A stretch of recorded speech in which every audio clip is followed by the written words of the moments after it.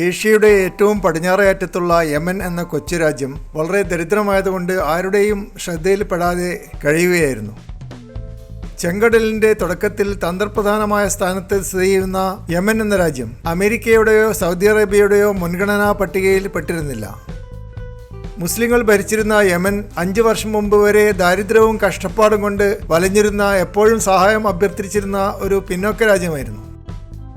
എന്നാൽ 5 വർഷം മുമ്പ് രാഷ്ട്രപതി അലി അബ്ദുള്ള സാലിഹ് എന്ന ശക്തനായ മുസ്ലിം നേതാവിനെ ഹൂത്തികൾ എന്നറിയപ്പെടുന്ന ഷിയ വിഭാഗം കൊല്ലപ്പെടുത്തിയതോടുകൂടി അമേരിക്കയും സൗദി അറേബ്യയും യമനിൽ ഒളിഞ്ഞിരിക്കുന്ന ഷിയാക്കളുടെ സാന്നിധ്യം ശ്രദ്ധിക്കുവാൻ തുടങ്ങി.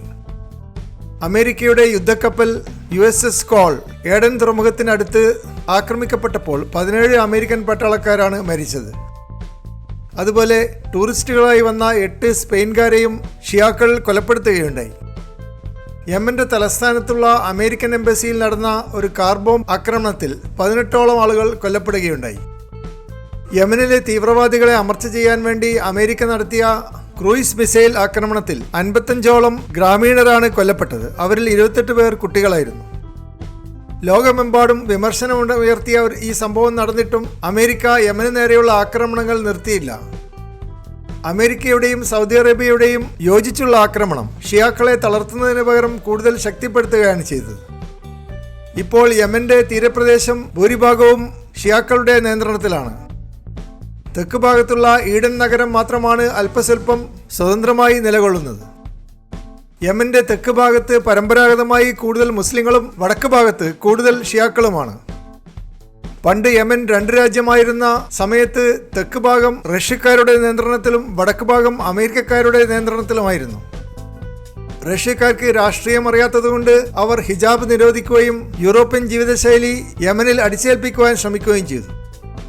എന്നാൽ അമേരിക്കക്കാർ ഹിജാബ് അണിയുവാനും പരമ്പരാഗതമായ രീതിയിൽ ഇസ്ലാമിക ജീവിതം നയിക്കുവാനും വടക്ക് ഭാഗത്തുള്ള മുസ്ലിങ്ങൾക്ക് സ്വാതന്ത്ര്യം കൊടുക്കുകയും അതുവഴി രാജ്യത്തിന് മേൽ കൂടുതൽ സ്വാധീനം ഉറപ്പിക്കുകയും ചെയ്തു.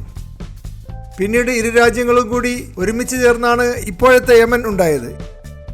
എങ്കിലും വടക്ക് ഭാഗത്തുള്ള ഷിയാക്കളും തെക്ക് ഭാഗത്തുള്ള മുസ്ലിങ്ങളും തമ്മിലുള്ള വിടവ് ഇപ്പോഴും പ്രകടമാണ്. യമനിലെ ജനങ്ങൾ ഒരു ആധുനിക സമൂഹമല്ല. അവരെ പെട്ടെന്ന് കീഴടക്കുവാൻ സാധിക്കുകയില്ല. കർക്കശമായ ജാതി വ്യവസ്ഥിതി യമനിൽ ഇപ്പോഴും നിലനിൽക്കുന്നുണ്ട്. സമൂഹത്തിൽ ഏറ്റവും മേലേക്കടയിലുള്ളവർ പുരോഹിതന്മാരാണ്. 2ാമത്തെ നിലയിൽ ജഡ്ജിമാർക്കാണ് സ്ഥാനം. 3ാമത്തെ നിലയിൽ ജന്മികൾക്കും കൃഷിക്കാർക്കുമാണ് സ്ഥാനം. 4ാം നിലയിലാണ് തൊഴിലാളികളുടെ സ്ഥാനം. എന്നാൽ കേരളത്തിൽ തൊഴിലാളികൾക്കാണ് സമൂഹത്തിൽ പൂർണ്ണമായ നിയന്ത്രണം. IAS ഓഫീസർമാരെയും വൻകിട മുതലാളിമാരെയും ചീത്ത പറയുവാൻ തൊഴിലാളി യൂണിയനുകൾക്കും തൊഴിലാളി നേതാക്കന്മാർക്കും സാധിക്കുന്നുണ്ട്. എന്നാൽ യമനിൽ കർക്കശമായ ഒരു യാഥാസ്ഥിക അന്തരീക്ഷം നിലനിൽക്കുന്നതുകൊണ്ട് മതമേലധ്യക്ഷന്മാർക്കും ശരീഅത്ത് കോടതികളിലെ ജഡ്ജിമാർക്കുമാണ് ഏറ്റവും കൂടുതൽ അധികാരമുള്ളത്. അത് കഴിഞ്ഞാൽ അല്പസ്വല്പം അധികാരം അതിനും താഴെ ജന്മികൾക്കും ലഭിച്ചിട്ടുണ്ട്. ഈ 3 വിഭാഗങ്ങളുടെ നിയന്ത്രണത്തിലാണ് തൊഴിലാളികൾ ജീവിക്കുന്നത് എന്നുള്ളതാണ് യമനിലെ ദയനീയമായ അവസ്ഥ. യമൻ ഒരു അറേബ്യൻ രാജ്യമാണെങ്കിലും മറ്റ് അറബ് രാജ്യങ്ങൾ യമനെ സഹായിക്കുകയോ സാമ്പത്തികമായി ഉയർത്തിക്കൊണ്ടുവരാൻ ശ്രമിക്കുകയോ ചെയ്യുന്നില്ല.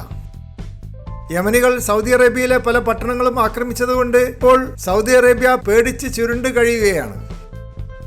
അമേരിക്ക യമനെ ആക്രമിക്കാൻ വേണ്ടി ഉദ്ദേശിക്കുന്നുണ്ടെങ്കിലും അത് എത്രമാത്രം വിജയിക്കുമെന്ന് മുൻകൂട്ടി പറയുവാൻ കഴിയുകയില്ല.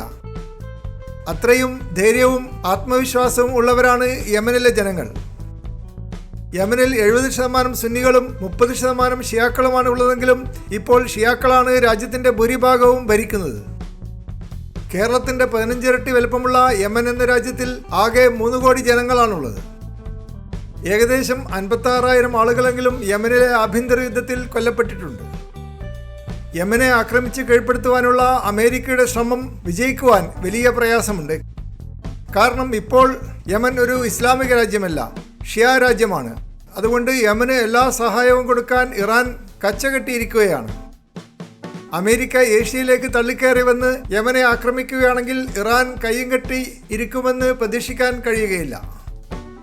ജോ ബൈഡനെ പോലെ സാമർഥ്യമില്ലാത്ത ഒരു രാഷ്ട്രപതി അമേരിക്ക ഭരിക്കുന്ന ഈ അവസരത്തിൽ ശക്തമായ രാഷ്ട്രീയ നീക്കങ്ങൾ നടത്തുവാൻ അമേരിക്കയ്ക്ക് ശേഷിയില്ല എന്നുള്ള പരമാർത്ഥം നാം ഓർക്കേണ്ടതുണ്ട്.